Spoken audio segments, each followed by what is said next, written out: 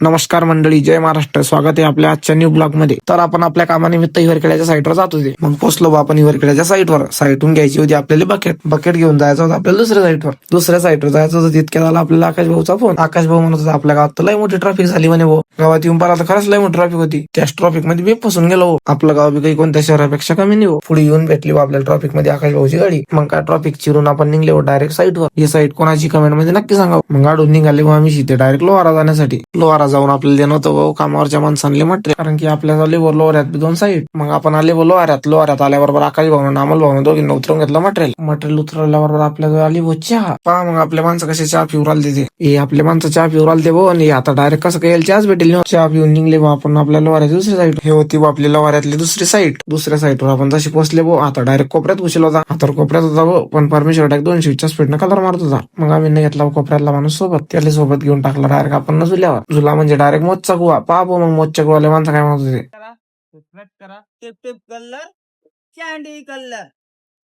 मग तिथून निघाले आपण डायरेक्ट घराकडे. ब्लॉग आवडला असेल तर लाईक फॉलो नक्कीच करा. धन्यवाद.